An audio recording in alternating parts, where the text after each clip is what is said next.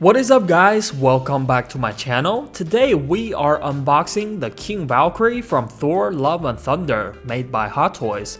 The movie was no doubt a huge disappointment, but still Hot Toys announced 4 products from this movie. The official price for this figure is $275 US. Firstly, the box. The cover image they used is this movie poster. Because in the endgame, Thor passed on the position of the King of Asgard to the Valkyrie, so in the front of the character's name, the word King has been added. This time, the box doesn't have the stickers.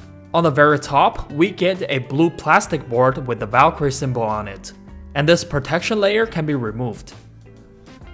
The height of this figure is around 28.5 centimeters, which is similar to other female characters. However, the head sculpt of this figure does not have rolling eyeballs, so the expression isn't so vivid. The overall appearance of the head sculpt doesn't have any particularly outstanding features, it's more of a standard level for Hot Toys female characters.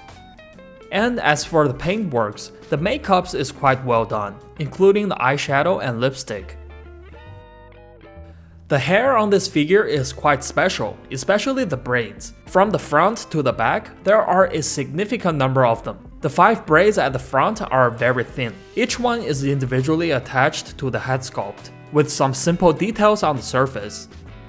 The ends are also made to be pointed. But those at the back are mostly integrated at the root, and then at a lower position, the braids start to separate. There are single braids, some are in pairs, and some are several combined together. The braids are divided into 3 layers. Additionally, there are some blue strands within the braids, and in some parts, there are silver decorations as well. The ear rings are integrated with the ears, and they look just fine. As for the body, the neck and arm positions are made of rubbery materials. They are pretty soft. The muscle on the arms look very nice, the proportions and dimensions are pretty accurate. Hot Toys has also replicated the tattoo on the inner side of her forearm. The painting and color are just fine. The rubber skin on the arms isn't so thick, so when you squeeze them, you can feel that there is space between the skeleton and the skin. The skeleton is likely made of metal because when I bend the joints, I can feel the movements are smooth and with noticeable tightness. However, there are still gaps at the shoulder position, which is very disappointing. When moving at certain angles, especially when pulling the arms down, the gaps are definitely not a good look. And this line at the outer side of the arms are very obvious. In terms of the costume, there are mainly 2 types of materials. The vest, belt, and boots are made of soft rubber material, while the pants are made of faux leather. They came with 3 colors, black, white, and silver. The vest has some textured patterns on the surface. And similar to Thor's, hers also have 6 of these circular decorations. And also, there is a Valkyrie symbol on the chest. The apron is divided into 2 pieces, with the front part featuring black and white with silver triangular patterns, and the back part is entirely black. On these 2 straps, there are many silver circular pieces as decorations, and because they could fall off, Hot Toys has included 2 extra pieces.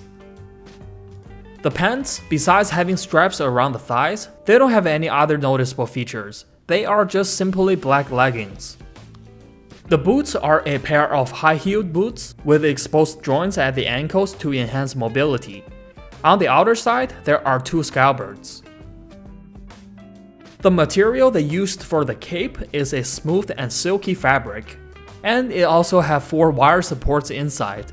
You can make some flowing looks pretty easily. The cape is connected to the vest and cannot be removed, so you won't be able to recreate the look without the cape.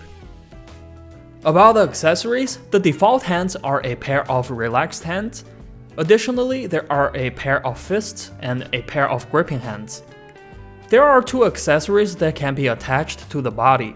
One is a pair of armlets. They can be directly slide onto the right arm's elbow position. The diameter of the rings is just right, and even when bending the arms, they won't affect the surface of the rubber skin. The other accessory is the head sculpt of Korg. It can be attached to the back of the Valkyrie's head to recreate this scene from the movie. The expression of Korg with a kissing mouth looks pretty funny. It needs to be first attached to the breads and then secure it with the magnet. The details are not so sharp, and I don't know why Hot Toys didn't give him eyeballs. For the weapons, firstly there is a longsword. This part has a green gradient color effect. And the top is made of soft rubber. Well, at least the tip won't be so easily broken this time. And towards the bottom, it feels more like hard plastic. It also came with a scabbard with a hidden magnet inside. There is a magnet as well near the pants. Just place the sword here and it will be attached. Additionally, there are two daggers, similar to Loki's, but smaller in size. They can be held in hands or placed in the side of the boots. However, since the figure doesn't come with hands for holding the daggers like Loki, it's quite challenging to grip the small thin handles with the gripping hands. The final weapon is the Thunderbolt. It is in this golden yellow half transparent look and is quite large, about 17 centimeters long. It comes with two lightning effects for each side. The appearance of the effects is similar to those from Miles and Electro, but these are just thinner and smaller. The last accessory is this grenade-looking speaker. There's nothing special about it, but I do wish Hot Toys could have done better on the details, like this parting line is just a bit too obvious. The stand is in this regular shape with a standard support. The top surface is matte, with the Valkyrie symbol and movie logo as decorations.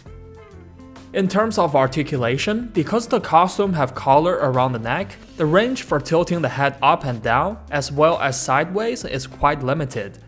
Rotating is about 45 degrees. The arms can be raised to about 90 degrees and can rotate 360. The forearms can bend to about 140 degrees. And there is also the ability to rotate the elbows inward and outward. For the torso, forward bending, backward bending, and side bending are all around 20 degrees.